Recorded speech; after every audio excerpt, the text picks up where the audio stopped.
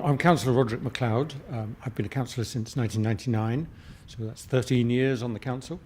I live in Kirkwall, and I come into work usually on my faithful push bike, unless it's too windy or snow's falling. The sort of people we need to be councillors, the sort of people who need to care, don't ask about why they need to. It's that they've got this interest in Orkney and the future of Orkney and some important issues in Orkney that actually matter to them. So what I'm looking for in a new councillor would be somebody who cares passionately about Orkney and wants to get involved. The main parts of the job are helping with other councillors to shape the policy of Orkney Islands Council going forward. Secondly, to scrutinise the work that has been done. And the third one is relating to constituents and endeavouring to deal with their questions and queries, which can be on any subject and then. I suppose one of the things that I feel is a huge achievement, and I have personally been involved quite a bit, is the decision to build some council houses. And I have had the pleasure of handing over the keys to some of those council houses to new tenants, providing a house for a family that's living currently in really pretty unsatisfactory accommodation, but now is getting a nice new house, is a brilliant part of it. I think it's having the opportunity to make a difference in Orkney. It's to influence some of the important things. Let's think of some of the things the council does.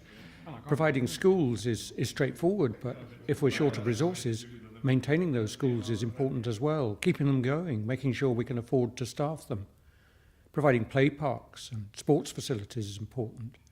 But for me, the care of elderly people who need additional care, for children who need help because their parents can't look after them at the moment, transport, there are so many really important and practical things that councillors can help with and ensure that are provided better in the future.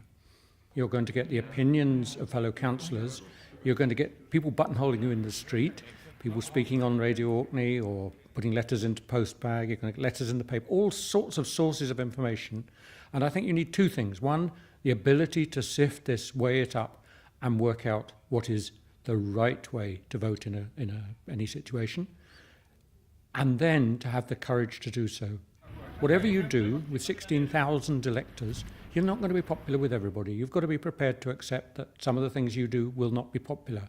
I think you need to be strong, have a strong sense of understanding the issues and getting on then and sticking to your guns. One of the challenges for us councillors is the sheer quantity of information. I've got here a stack of papers, which is the papers for one committee meeting. Now, I have to say, this was a big committee meeting. This is a committee called the Policy and Resources Committee. And yeah, it was a particular, quite a large agenda this time. Not the largest committee meeting agenda that I've been to. To really be able to take part in committee meetings, I believe you've got to make a real effort to read that material. And, you know, that's a lot of work.